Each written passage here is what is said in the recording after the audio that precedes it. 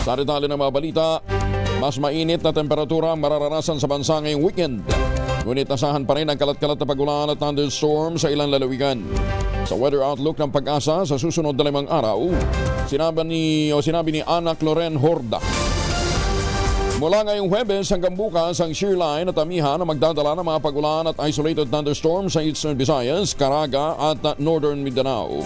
Sinabi ni Horda na ang easterlies ay magbibigay ng katulad ng weather conditions sa Davao Region at Soxargen, habang amihan naman ang iiral sa Cagayan Valley, Aurora at Quezon.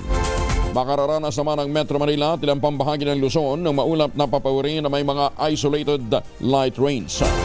Samantala, asahan naman ang paghina ng amihan sa Biyernes ng hapon at ang easterly sa magiging dominant weather system sa bansa.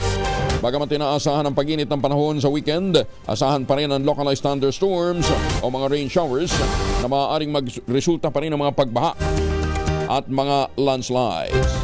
Si Rhea Torres mula sa Pag-asa, kasama na natin Ma'am Rhea. Good morning!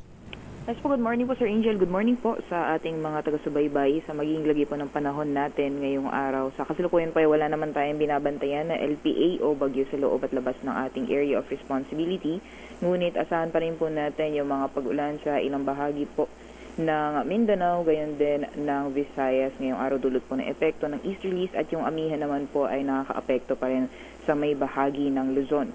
Mararanasan po yung mga kalat-kalat mga pagulan, pagkidlat at pagkulog sa bahagi po ng Caraga, Davao Region, Northern at Eastern Samar, gayon din sa Southern Leyte, Camiguin, Misamis Oriental at Misamis Occidental. Ngayong araw po yung dulot ng epekto ng easterlies at mga light rains naman po, may hina mga pagulan at o mga pag-ambon ang posibleng maranasan sa may bahagi naman ng Cagayan Valley, Cordillera Administrative Region, gayon din sa Aurora. Dito naman po sa Metro Manila at sa nalalawing bahagi ng Luzon ay magiging maaliwalas pa rin po yung panahon. May mga posibilidad lamang ng mga panandalian na may hina mga pagulan o mga pag-ambon dulot po ng epekto ng amihan. And possible naman po yung generally fair weather conditions sa nalalawing bahagi ng ating bansa. Ngunit may mga chance pa rin na mga isolated na thunderstorms, especially pagdating po sa hapon o sa gabi.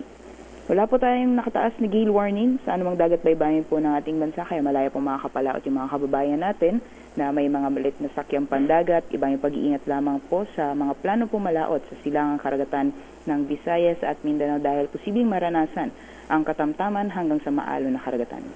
Yan ang politas mula dito sa Pag-asa Weather Forecasting Center. Rhea Torres po, magandang umaga.